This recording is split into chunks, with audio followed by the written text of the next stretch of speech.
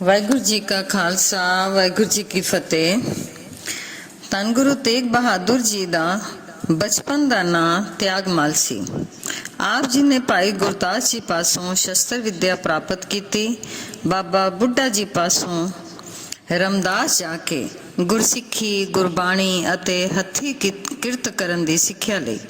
ਬਾਬਾ ਜੇਠਾ ਜੀ ਨੇ ਆਪ ਜੀ ਨੂੰ ਸ਼ਸਤਰ ਵਿਦਿਆ ਦਿੱਤੀ। ਨਵੰਬਰ 1631 ਦੇ ਵਿੱਚ ਬਾਬਾ ਬੁੱਢਾ ਜੀ ਅਕਾਲ ਚਲਾਣਾ ਕਰ ਗਏ ਅਤੇ ਉਸ ਦੇ ਕੁਝ ਸਮੇਂ ਉਪਰੰਤ ਹੀ ਭਾਈ ਗੁਰਦਾਸ ਜੀ ਵੀ ਰੱਬ ਨੂੰ ਪਿਆਰੇ ਹੋ ਗਏ। ਧੰਨ ਗੁਰੂ ਤੇਗ ਬਹਾਦਰ ਜੀ ਦੇ ਵੱਡੇ ਭਰਾ ਬਾਬਾ ਅਟਲ ਜੀ 9 ਸਾਲ ਦੇ ਸਨ, ਪਰ ਸਾਰੇ ਉਹਨਾਂ ਨੂੰ ਬਾਬਾ ਕਹਿ ਕੇ ਬੁਲਾਉਂਦੇ ਸਨ ਕਿਉਂਕਿ ਉਹ ਆਪਣੀ ਉਮਰ ਨਾਲੋਂ ਬਹੁਤ ਜ਼ਿਆਦਾ ਸਿਆਣੀਆਂ ਗੱਲਾਂ ਕਰਿਆ ਕਰਦੇ ਸਨ। ਵਚਨ ਦੇ ਬਲੀ ਸਨ ਔਰ ਉਹਨਾਂ ਦੇ ਬਚਨ ਹਮੇਸ਼ਾ ਪੂਰੇ ਹੋਇਆ ਕਰਦੇ ਸਨ। ਉਹ ਹਰ ਰੋਜ਼ ਅੰਮ੍ਰਿਤਸਰ ਦੀਆਂ ਗਲੀਆਂ ਦੇ ਵਿੱਚ ਖੇਡਿਆ ਕਰਦੇ ਸਨ।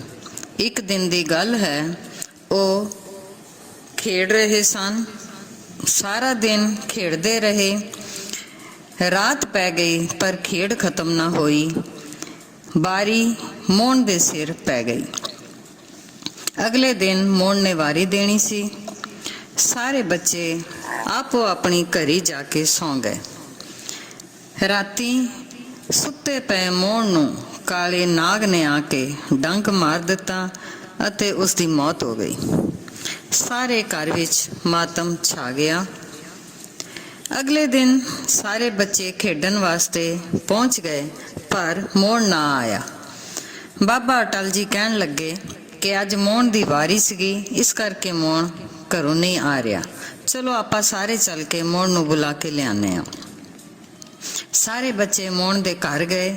ਅੱਗੇ ਜਾ ਕੇ ਦੇਖਿਆ ਤੇ ਉੱਥੇ ਸਾਰੇ ਰੋ ਰਹੇ ਸਨ, ਮਾਤਮ ਛਾਇਆ ਹੋਇਆ ਸੀ। ਮੋਹਣ ਦੀ ਮਾਂ ਨੇ ਬਾਹਰ ਆ ਕੇ ਬੱਚਿਆਂ ਨੂੰ ਕਿਹਾ ਕਿ ਰਾਤੀ ਮੋਹਣ ਦੀ ਮੌਤ ਹੋ ਗਈ ਹੈ। ਬਾਬਾ ਅਟਲ ਜੀ ਨੇ ਕਿਹਾ ਕਿ ਨਹੀਂ, ਤੁਸੀਂ ਝੂਠ ਬੋਲ ਰਹੇ ਹੋ, ਉਹ ਤੇ ਸੁੱਤਾ ਪਿਆ ਹੈ, ਉਸ ਨੂੰ ਉਠਾ ਕੇ ਭੇਜੋ, ਉਸਨੇ ਮੇਰੀ ਵਾਰੀ ਦੇਣੀ ਹੈ। ਮਾਤਾ ਨੇ ਕਿਹਾ ਕਿ ਨਹੀਂ, ਉਹ ਤੇ ਲੰਬੀ ਨੀਂਦੇ ਸੋ ਗਿਆ ਹੈ, ਹੁਣ ਉਹ ਕਦੀ ਨਹੀਂ ਉੱਠੇਗਾ। ਤੇ ਇਸ ਤੋਂ ਬਾਅਦ ਬਾਬਾ ਅਟਲ ਜੀ ਆਪ ਅੰਦਰ ਗਏ। ਅੰਦਰ ਜਾ ਕੇ ਉਹਨਾਂ ਨੇ ਮੋਹਣ ਨੂੰ ਖੁੰਟੀ ਦੇ ਨਾਲ ਹਿਲਾਉਣਾ ਸ਼ੁਰੂ ਕਰ ਦਿੱਤਾ ਅਤੇ ਉਸ ਨੂੰ ਕਹਿਣ ਲੱਗੇ, ਉੱਠ ਮੋਹਣ, ਉੱਠ ਕੇ ਮੇਰੀ ਵਾਰੀ ਦੇ।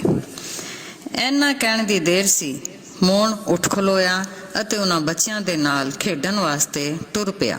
ਸਾਰਾ ਦਿਨ ਬੱਚੇ ਖੇਡਦੇ ਰਹੇ। ਉਹਨਾਂ ਦਿਨਾਂ ਦੇ ਵਿੱਚ ਧੰਨ ਗੁਰੂ ਹਰਗੋਬਿੰਦ ਸਾਹਿਬ ਜੀ ਅਕਾਲ ਤਖਤ ਸਾਹਿਬ ਜੀ ਦੀ ਉਸਾਰੀ ਕਰਵਾ ਰਹੇ ਸਨ। ਉੱਥੇ ਜਿਹੜੀਆਂ ਸੰਗਤਾਂ ਸੇਵਾ ਕਰ ਰਹੀਆਂ ਸਨ, ਉਹਨਾਂ ਨੇ ਧੰਨ ਗੁਰੂ ਹਰਗੋਬਿੰਦ ਸਾਹਿਬ ਜੀ ਨੂੰ ਦੱਸਿਆ ਕਿ ਅੱਜ ਬਾਬਾ ਅਟਲ ਜੀ ਨੇ ਮਰੇ ਹੋਏ ਮੋਹਣ ਨੂੰ ਜਿਉਂਦਾ ਕਰ ਦਿੱਤਾ ਹੈ। ਇਹ ਸੁਣ ਕੇ ਧੰਨ ਗੁਰੂ ਹਰਗੋਬਿੰਦ ਸਾਹਿਬ ਜੀ ਨੂੰ ਬਹੁਤ ਜ਼ਿਆਦਾ ਕ੍ਰੋਧ ਆਇਆ ਔਰ ਉਹਨਾਂ ਨੇ ਬਾਬਾ ਅਟਲ ਜੀ ਨੂੰ ਆਪਣੇ ਪਾਸ ਬੁਲਾਇਆ ਔਰ ਬੁਲਾ ਕੇ ਉਹਨਾਂ ਨੂੰ ਕਿਹਾ ਕਿ ਤੁਸੀਂ ਮਰੇ ਹੋਏ ਮੋਹਣ ਨੂੰ ਜਿਉਂਦਾ ਕਰਕੇ ਠੀਕ ਨਹੀਂ ਕੀਤਾ। ਸਾਨੂੰ ਰੱਬ ਦੀ ਰਜ਼ਾ ਦੇ ਵਿੱਚ ਰਹਿਣਾ ਚਾਹੀਦਾ ਹੈ। ਉਸ ਦੇ ਹੁਕਮ ਨੂੰ, ਉਸ ਦੇ ਭਾਣੇ ਨੂੰ ਸੱਚ ਕਰਕੇ ਮੰਨਣਾ ਚਾਹੀਦਾ ਹੈ। ਹੁਣ ਇੱਕ ਮਿਆਨ ਦੇ ਅੰਦਰ 2 ਤਲਵਾਰਾਂ ਨਹੀਂ ਰਹਿ ਸਕਦੀਆਂ। ਇਸ ਧਰਤੀ ਤੇ ਜਾਂ ਹੁਣ ਤੁਸੀਂ ਰਹੋਗੇ ਜਾਂ ਅਸੀਂ ਰਵਾਂਗੇ। ਬਾਬਾ ਅਟਲ ਜੀ ਆਪਣੇ ਪਿਤਾ ਜੀ ਦੇ ਵਚਨਾਂ ਨੂੰ ਸਮਝ ਗਏ ਕਿ ਉਹ ਕੀ ਕਹਿਣਾ ਚਾਹੁੰਦੇ ਹਨ। ਬਾਬਾ ਅਟਲ ਜੀ ਨੇ ਪਿਤਾ ਹਰਗੋਬਿੰਦ ਸਾਹਿਬ ਜੀ ਤੋਂ ਮਾਫੀ ਮੰਗੀ।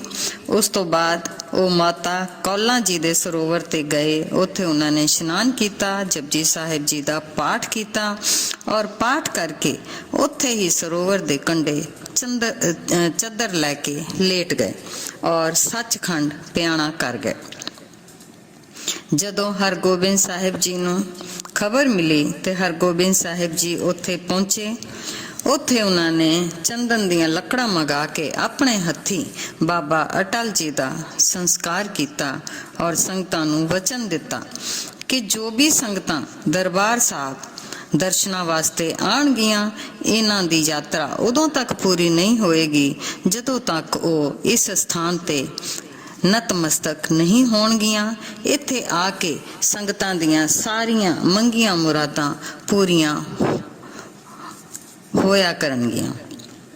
ਇਸ ਤਰ੍ਹਾਂ ਧੰਨ ਗੁਰੂ ਹਰਗੋਬਿੰਦ ਸਾਹਿਬ ਜੀ ਨੇ ਉਸ ਥਾਂ ਨੂੰ ਵਚਨ ਦਿੱਤਾ ਔਰ ਅੱਜ ਉੱਥੇ ਬਾਬਾ ਅਟਲ ਜੀ ਉਸ ਸਮੇਂ 9 ਸਾਲ ਦੇ ਸਨ, ਇਸ ਲਈ ਉੱਥੇ 9 ਮੰਜ਼ਿਲਾ ਇਮਾਰਤ ਸੁਭਾਏਮਾਨ ਹੈ।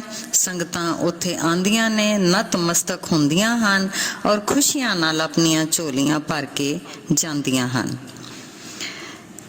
ਧੰਨ ਗੁਰੂ ਤੇਗ ਬਹਾਦਰ ਜੀ ਦੇ ਅੱਖਾਂ ਦੇ ਸਾਹਮਣੇ ਬਾਬਾ ਬੁੱਢਾ ਜੀ, ਭਾਈ ਗੁਰਦਾਸ ਜੀ ਅਤੇ ਬਾਬਾ ਅਟਲ ਜੀ ਅਕਾਲ ਚਲਾਣਾ ਕਰ ਗਏ ਸਨ। ਇਹ ਸਾਰੀਆਂ ਮੌਤਾਂ ਨੇ ਧੰਨ ਗੁਰੂ ਤੇਗ ਬਹਾਦਰ ਜੀ ਨੂੰ ਹੋਰ ਵੀ ਜ਼ਿਆਦਾ ਸ਼ਾਂਤ, ਹੋਰ ਵੀ ਜ਼ਿਆਦਾ ਗੰਭੀਰ ਬਣਾ ਦਿੱਤਾ ਸੀ। ਐਸੇ ਬੈਰਾਗੀ ਤਿਆਗੀ ਧੰਨ ਗੁਰੂ ਤੇਗ ਬਹਾਦਰ ਜੀ ਦੇ ਚਰਨਾਂ ਦੇ ਵਿੱਚ ਅਸਾਂ ਬਾਰੰਬਾਰ ਆਪਣਾ ਸ਼ੀਸ਼ ਝੁਕਾਉਂਦੇ ਹਾਂ। ਵਾਹਿਗੁਰੂ ਜੀ ਕਾ ਖਾਲਸਾ, ਵਾਹਿਗੁਰੂ ਜੀ ਕੀ ਫਤਿਹ।